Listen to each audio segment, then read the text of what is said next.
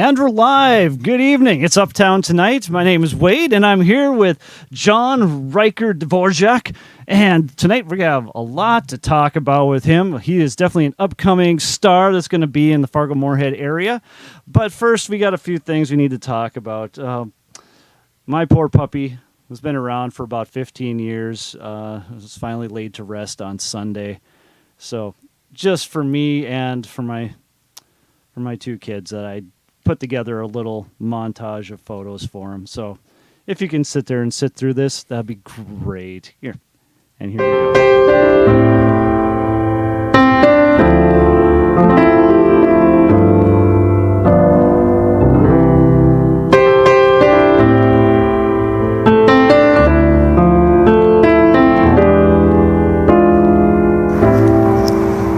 It's me and the Dummers. Yeah. Look at that face scare somebody.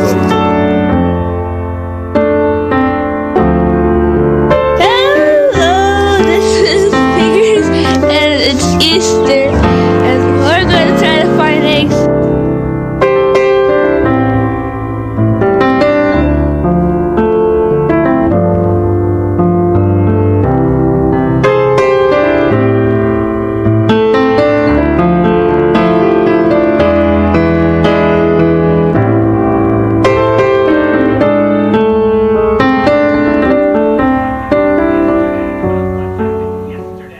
Are you videotaping?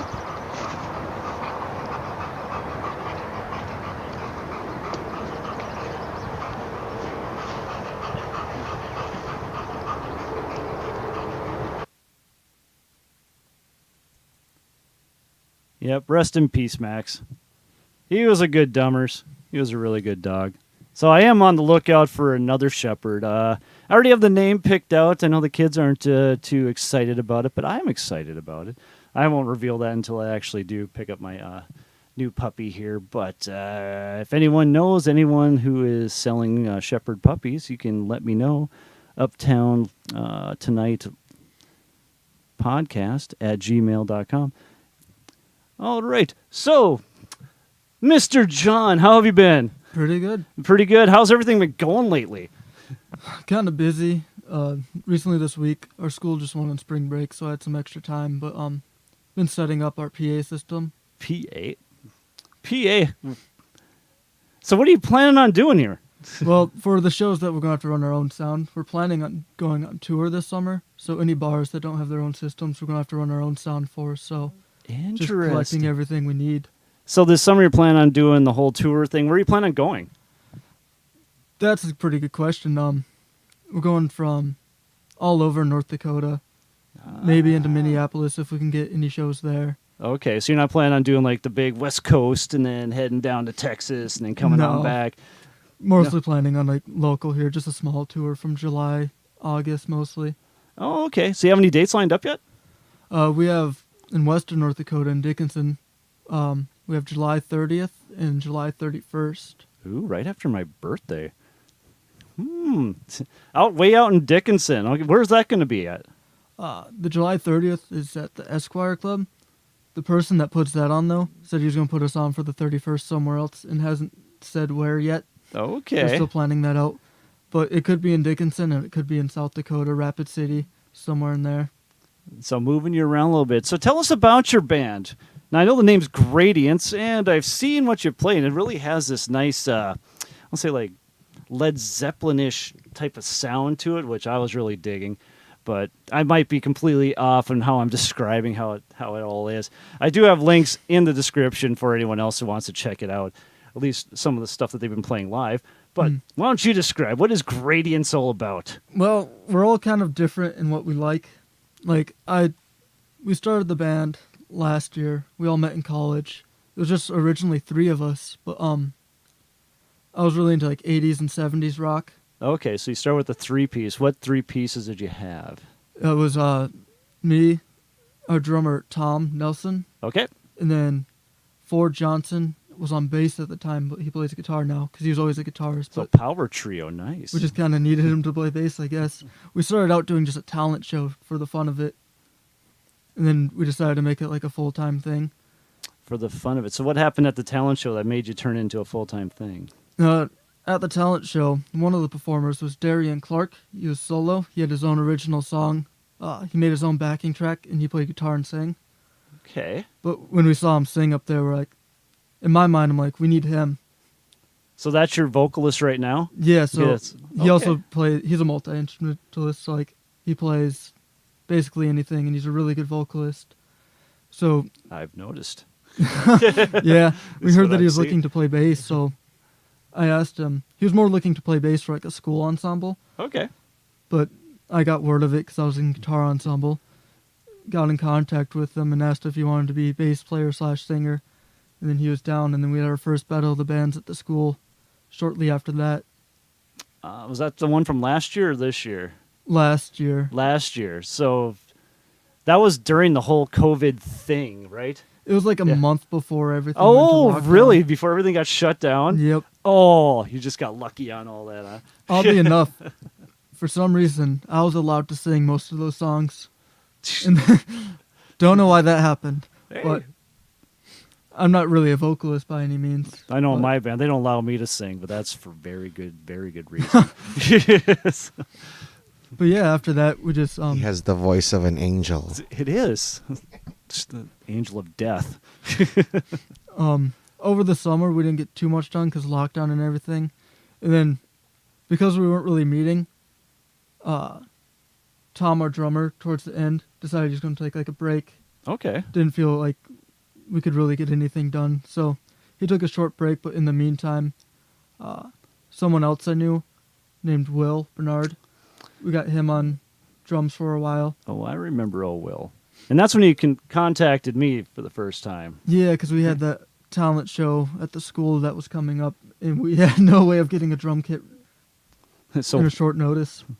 so Will, if you're listening out there, how are you a percussionist and no way of moving your gear around?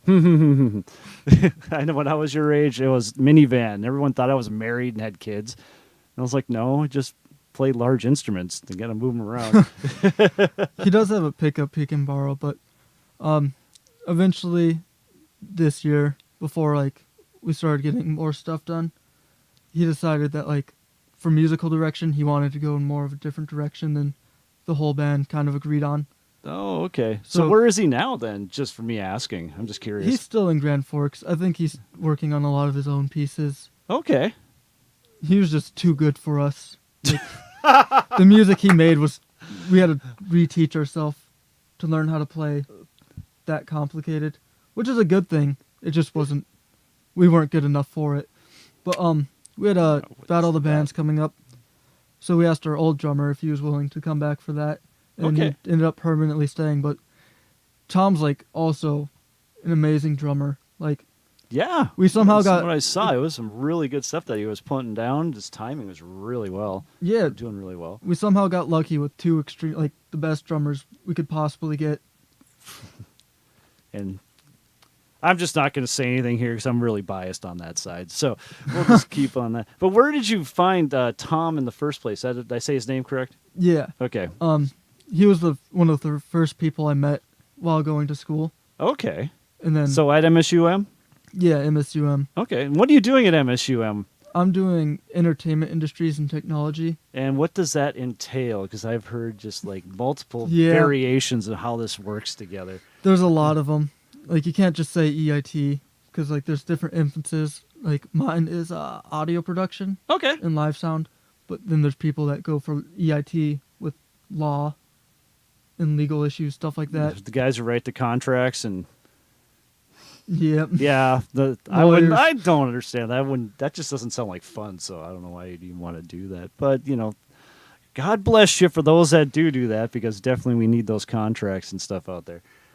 I originally went to Grand Forks UND for like a week before I decided to Oh, transfer serious? over. So you went to UND and then just kind of transferred down, or? I was going for a guitar performance, but then I knew right away that it was just going to be all jazz, and I was like, I don't know about that. That's usually in the collegiate level, yeah. Got asking around and figured out about MSUM. Transferred down there. Originally music performance with a minor in EIT, and then I swapped that, and I just kind of dropped the music performance minor. Now, who is the guitar teacher at MSUM at the moment? At the moment, it's Nick Gruber. Nick Gruber? He owns Gruber Guitars in Fargo. Okay. So you need private lessons with him as well and all that. Yeah, Yeah. and those are always fine, but it was just too much cramming all that in because I was thinking about double majoring because EIT was more As a important. music major, yeah. I initially switched because like I figured what I learned there, I could just make my own demos and send them to record companies. Just make solid demos from there, or even become my own producer. Yeah, exactly. You can definitely do that. So how did you meet Tom in the first place then? You just kind of like, you both ended up in a class together, or you were just kind of like hanging out at the dance, or what was going on? Well, we were both in music theory, but I didn't get that far yet. It was like the first day I showed up at night because I came on that Friday after like the whole first week of school. That was the last day I could get in. Then I was like in my dorm building. I went downstairs and there was someone I don't really talk to, but his name was Sam. And he had an acoustic guitar. Okay. So like we were talking about music, and then he let me play his guitar, and then Tom walked in, and I got his like Snapchat because that's what you do with musicians these days, I guess. Snapchat. See, I'm old. And then Cito, you have Snapchat? No, I had a very short run with Snapchat and Very ended that. I'm sure there's a story behind this one. I'll I'll find out later. in the basement of that dorm building, at least I would bring my amp down there and just kind of play because it was a way to get away and just play music. And I posted a video. Okay. And Tom saw it, and then we started talking, and we would jam together in the practice rooms there, which apparently wasn't allowed. But he eventually brought his electric kit, and then we heard about the talent show. He's like, hey, we should start something for this, and that's how that happened. See, that's interesting because back when I started there, I know some people out there listening will know Mike Coates, and Mike Coates is the big guitar professor there, and he also ran the studio at the same time. And his thing was, we always called it Rock You, and there was a few even things written up in the paper that even said it was Rock You, and it was a string ensemble you could put together, which is literally a rock band. And I think, don't quote me on this, but it was like you had to have a half hour, 45 minutes of music that you could just play in rock fashion, and you got credit for it. So that's what drew a lot of people over there. But I know like the first month, or it was my first year of going to college was at MSU, or MSUM nowadays, and by October something happened where Mr. Coates decided he needed to leave the school, and I just remember this big letter written on the door of his studio and everything else, and then it turned into more of a jazz type thing after that. So I don't know, that's where Mr. Gruber comes in. Or is it Dr. Gruber? I probably should. It's Mr. Gruber. Is it Mr. Gruber? They had Okay. someone named, I think, Dr. K. I've only heard about him, but like apparently he moved to Minneapolis like the Oh, the semester one before I before, came. yep. And then Gruber came in. Okay. I know Gruber taught at Concordia for a while too. Oh, of course, yep. But I heard about MSUM a long time ago from my guitar instructor growing up, Chris Tieber. Okay. He's local in the Dickinson area. But he said when he was going to college, he went to NDSU, but like over the river at MSUM, they'd always have like music festivals almost every weekend where they'd have like a rock night, and people would always go and watch all of those. Yeah, so that was kind of through the environment where I kind of grew up with, is that MSU always had things going on. NDSU was just, it was Farm U, but I shouldn't say anything because that's where I graduated from a few years ago.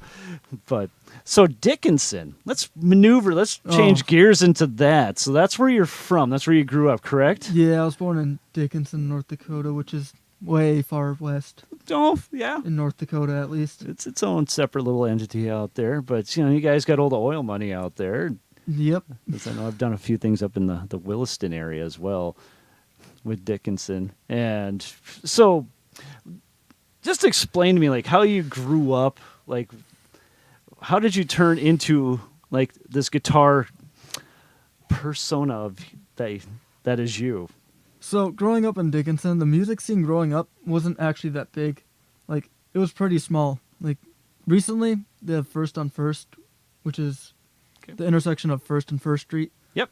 And they bring up bigger bands for that. It's like Thursday nights during the summer. Like they've had Slaughter, Kicks. They're supposed to have Whitesnake. on all those 80s Oh kind of, man, White Snake! I'd take the trip for that. all those like bigger 80s bands. But growing up, that was never really a thing. Yep. But luckily, my dad, like the only music he ever listened to was classic rock, 70s and 80s, and that was about it. So growing up on road trips and stuff, that's all I listened to. And going into elementary school, like 4th, 5th grade, that's when I really started just listening to it on my own, because I had the technology then to like look up different bands and different songs.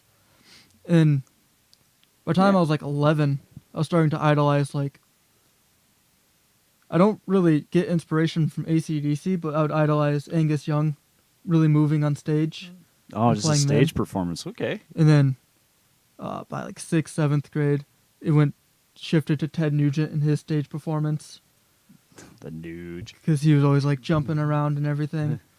And then from there, I learned about a lot of other guitar players. So it's just been kind of my own learning, but mostly from listening to all the classic rock with my dad and stuff. When I grew up, yeah, my dad listened to country and western, both styles of music. We got both kinds.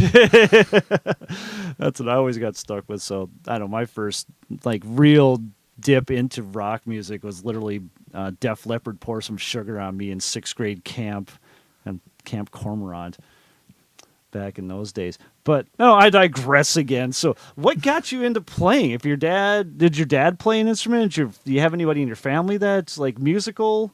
No one in my family really played an instrument. I had 3 older brothers, but I'm the youngest. The second youngest was 5 years older than me. So by the time I was like growing up, they were all kind of gone. But Okay.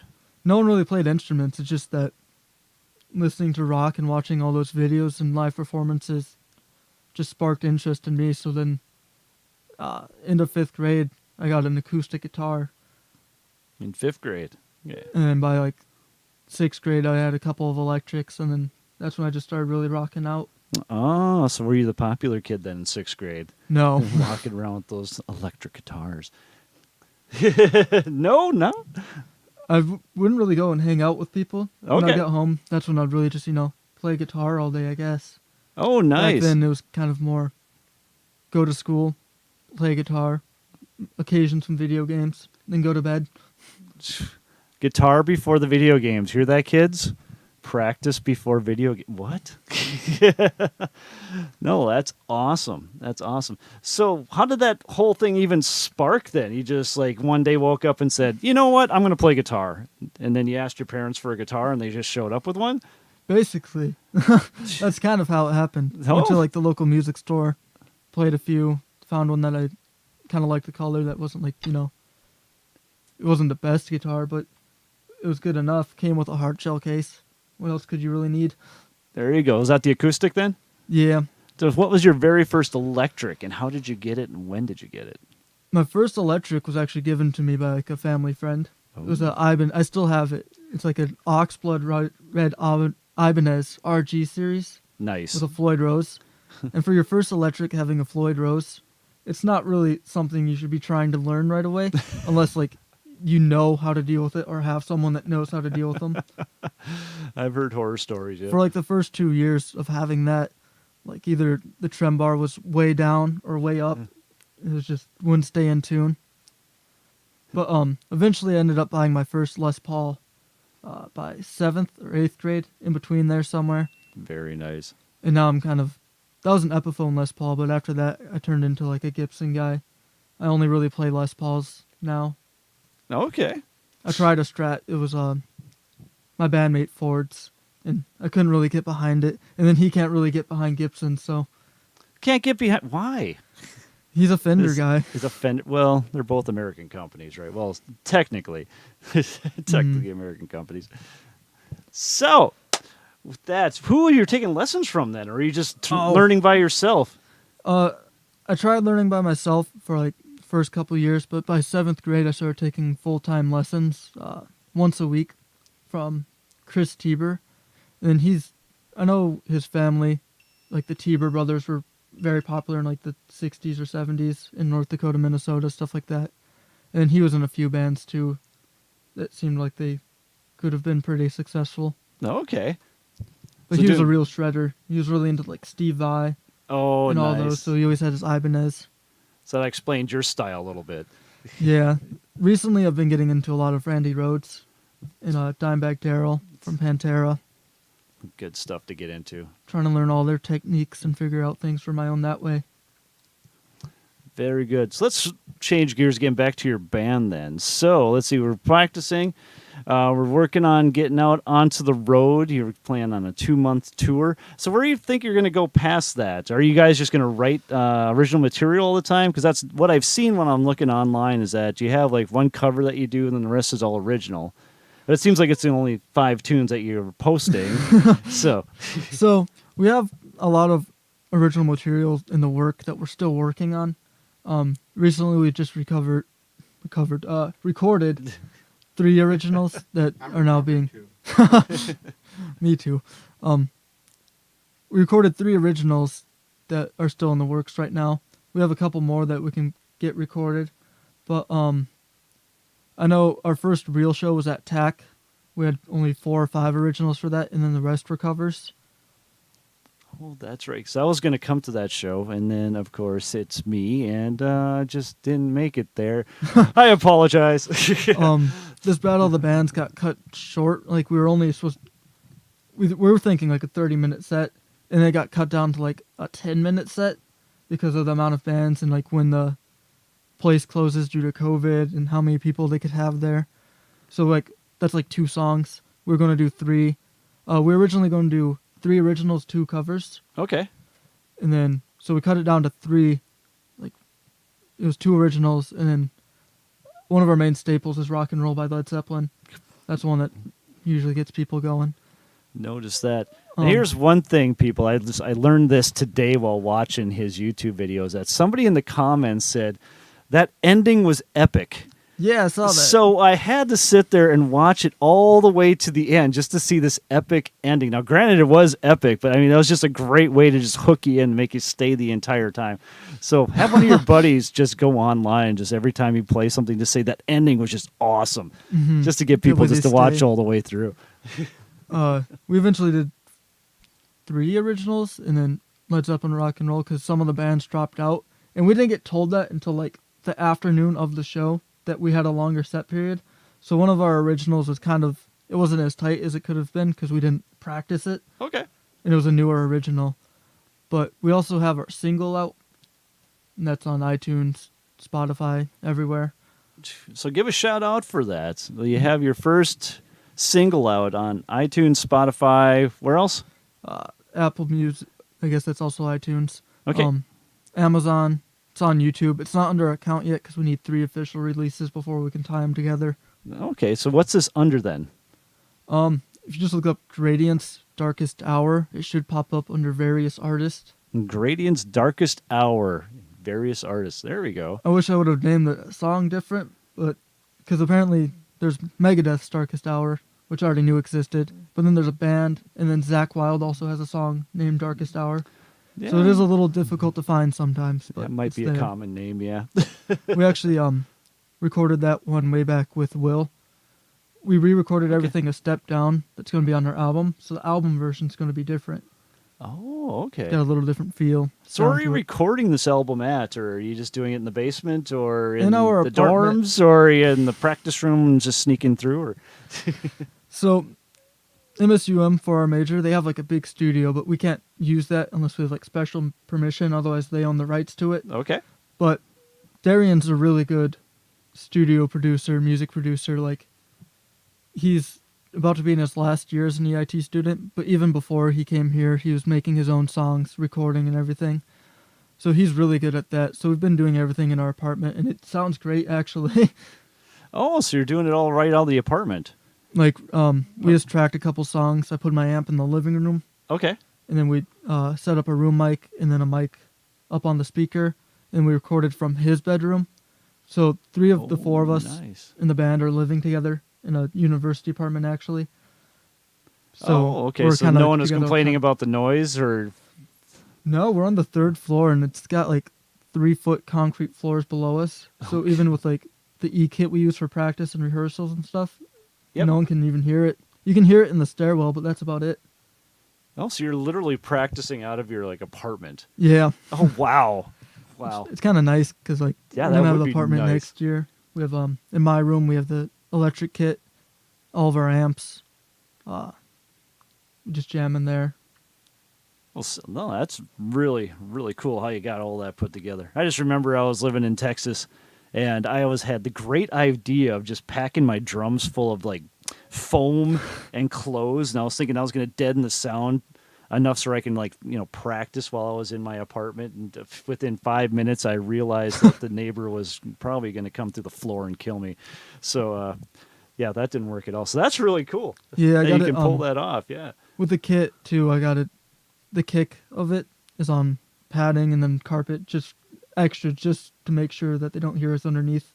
But Hey. back to the originals. Yes. We have a few recorded, and we have a bunch more in the works. We're hoping by January, February to have our next single out, which we actually have recorded now, and maybe by, not February, I'm thinking March and April? like May, May? Okay. maybe April. Fair enough. But hopefully by May. And by June, before we start our tour, we may have an EP or album out. Not exactly sure if we will, but Okay. Yeah, when you go on tour, you probably want a few of those things. yeah, extra things to sell. Oh, like some yeah. T-shirts. Gas money is good.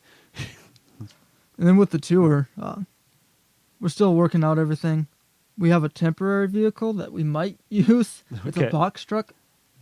And I'm thinking about converting the box truck into like an RV/gear hauler, putting some beds in there.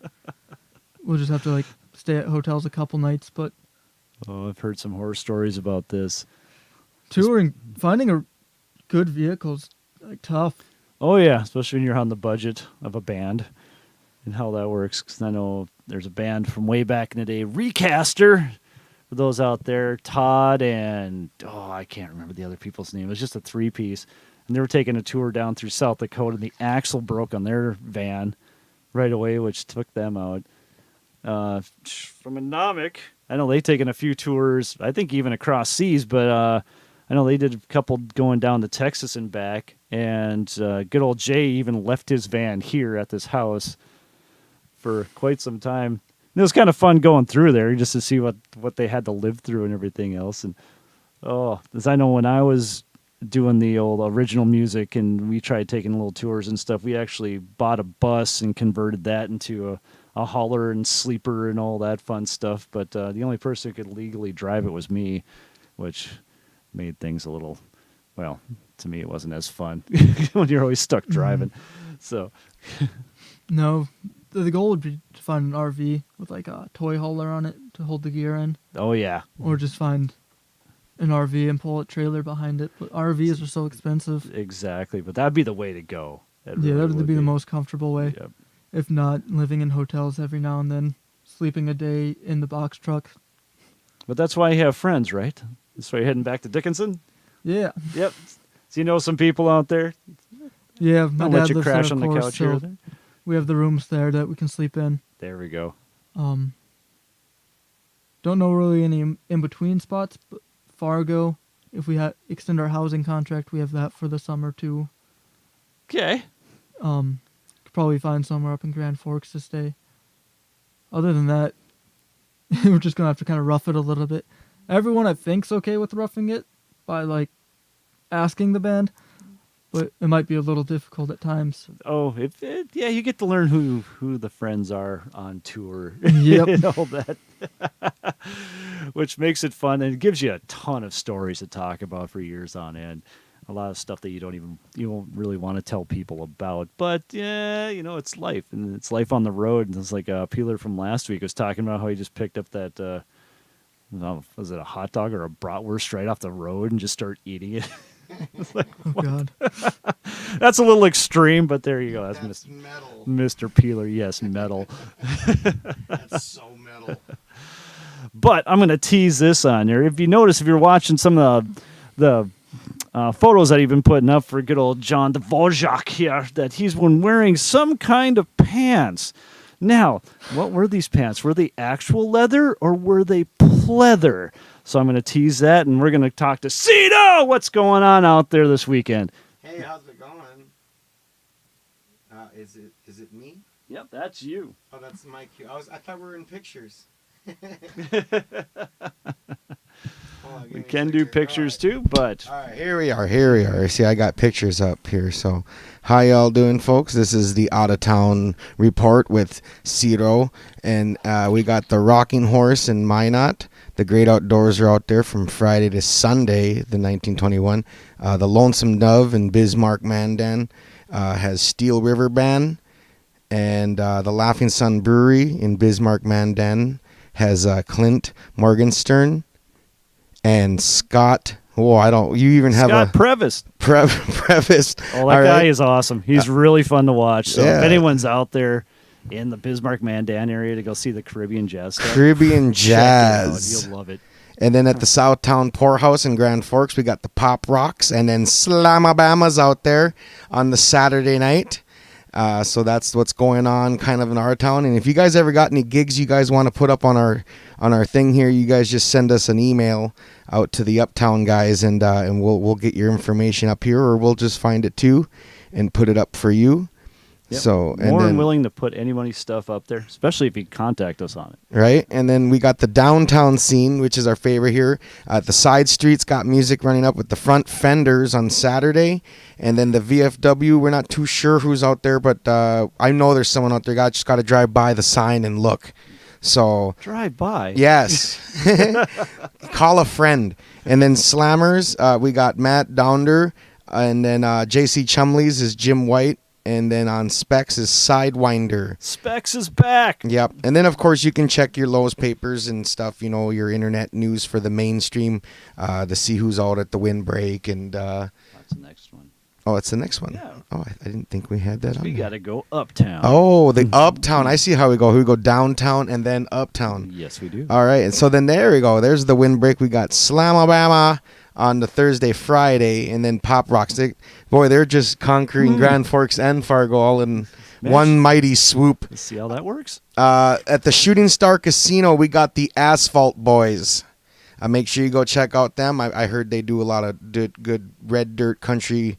That if you want to hear that, so get out there. So the DCR has Uptown Out, Red Monk, and Wolf Girl. That was today already. I think that already happened. I was watching them live before we even started here, so I don't know if they're still playing or not. I know they took a set break right before we came on. Yeah, I was watching that. At the Tax Center, we got the Silver Winds Flute Quartet. So that's got to be interesting. That's tonight as well. That's tonight, then, Wednesday the 17th.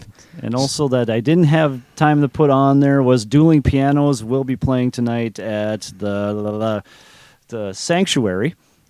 And there's also something else going on in the TAC this weekend, but again, I forget. It's Jackal. They forgot some of their gear.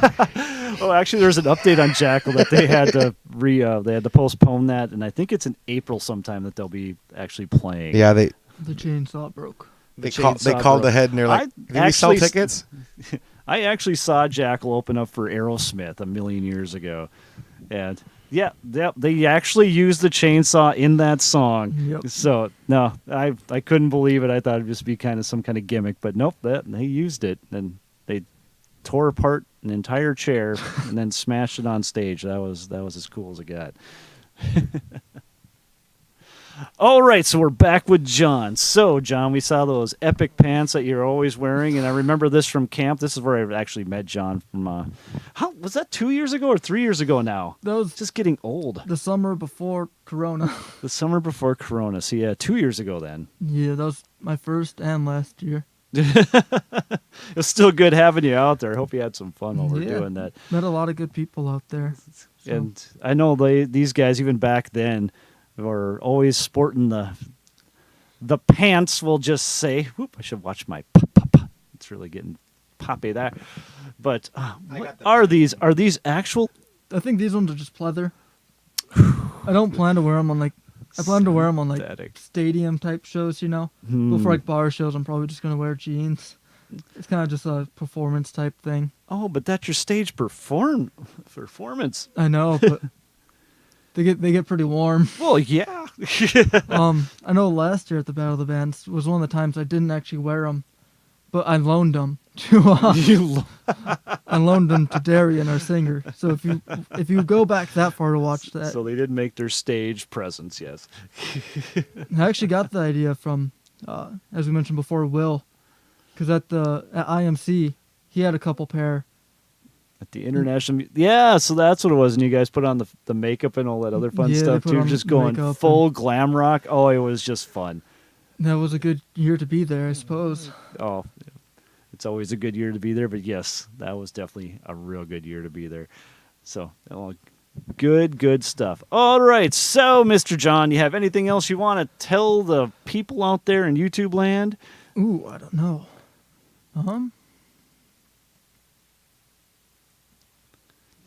As we go in for a break. So, when is the next show for Gradience? We Is there have anything a picked up yet? practice run in May 24th. On May 24th? Where's that going to be at? 22nd. Fluffy Fields Vineyard. Fluffy Fields Vineyard. I'm not familiar. Where is that at? It's just outside of Dickinson. They're letting us just come in one night and Okay. test out all of our PA system, make sure we can get all that running, and just play some songs and test other things. Excellent. Nicely Be a little done. donation tip jar there. And working on the album and getting all that put out. So, everyone, please keep your eye out for Gradience. These guys are up and coming. Please check out their YouTube channel and like them on Facebook. I've seen that they had a presence there as well. So, with all that being said, we also have some stuff we haven't broken yet. So, here's something just because of Mr. Will and the reasoning why John contacted me in the first place. Me not even knowing that he was in town until this happened. But we have a special thing we're going to be throwing off the roof. So, Cito? All right, here we go. Drum roll, please. Right, what are we breaking today? I have to find out. Oh, is it a tricycle?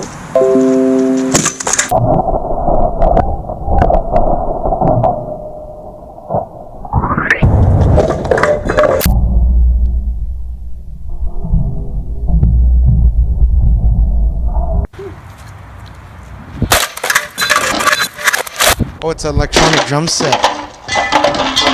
Little kid one? Full rock.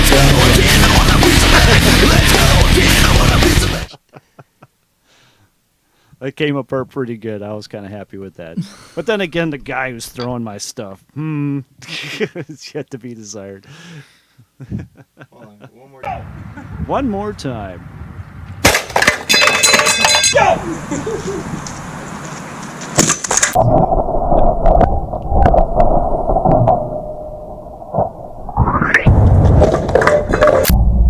We need donations for things broken. Excellent. Off you will see. All right, John, it's been a good time out here. So good to hear that everything's still moving on, even through all this COVID stuff.